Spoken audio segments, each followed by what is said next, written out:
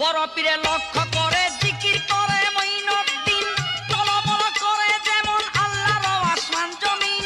বড় পীরের বাম হাতে ছিল একটা লাঠি, জাতা দিয়া জমিনেতে ধরলো পীরে মাটি।